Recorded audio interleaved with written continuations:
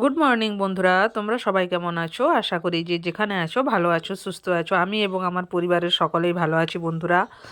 এই যে আমি স্কুল থেকে চলে এসেছি। আমাদের স্কুলে তো এখন পরীক্ষা হচ্ছে, তাই 8:30টার সময় বাড়ি চলে আসি, না হলে তো আগে 10:30 বেজে যেত। আর আগে তখন স্কুলে টিফিন টিফিন করে নিতাম, কিন্তু এখন তাড়াতাড়ি বাড়ি চলে আসি, ওই জন্য বাড়িতে এসে টিফিন টিফিন করে নিলাম বন্ধুরা। অল্প করে করেছি, তারপরে দেখো এই যে বাড়ির কাজে চলে এসেছি। তারপরে এখানে দেখো আমি বাড়ির কাজ টাজ করে রান্নার দিকে চলে এলাম। আগেরটা আমাদের বাড়ির ডাঁটা, আর এটা স্কুলের একটা ম্যাডাম এই ডাঁটাটা দিয়েছে। এইটা হচ্ছে 12 মাসি ডাঁটা বন্ধুরা। এই ডাঁটাটা খেতে বেশি ভালো লাগে। তারপরে এখানে আজকে মাছের ঝোল করব।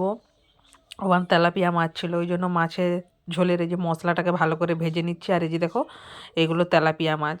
আর এইদিকে ভাতও আমার হয়ে গিয়েছে। মশলাটা ভালো করে কষিয়ে নিয়ে জল দিয়ে দেবো, তাহলেই তো ঝোল রেডি হয়ে যাবে বন্ধুরা।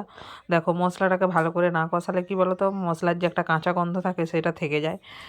আর আমার তো শ্বশুরমশাই বেশি আদা রসুন পেঁয়াজ দিয়ে তরকারি পছন্দ করে না, কিন্তু কি বলো তো বন্ধুরা, আগের দিন হচ্ছে সয়না আটা আলু বেগুন কাঁচকলা দিয়ে মাছের ঝোল করেছিলাম।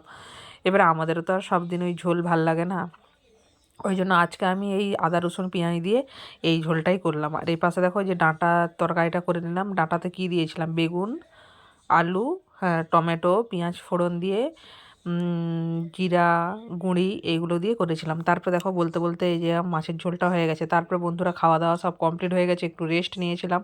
তারপরে বিকেলে দেখো এই যে মেয়েকে টিউশনে দিতে যাবো, এই যে বেরিয়ে পড়েছি। তারপরে এই যে মেয়েকে দিয়েও চলে এলাম। এরপরে আসার পরে দেখো কী কী নিয়ে এসেছি। এখনও বাচ্চা আমি মন থেকে যাইনি বন্ধুরা। দেখো একটা বাপুজি কেক নিয়ে এসেছি। আর এই দেখো সেই দিলখুশ, এটা দিলখুশ না, এটাকে কী বলো বলো, বাদাম পাটালি, আমার খুব ভাল লাগে। আর একটা যে তেড়ে মেড়ে নিয়ে চলে এলাম।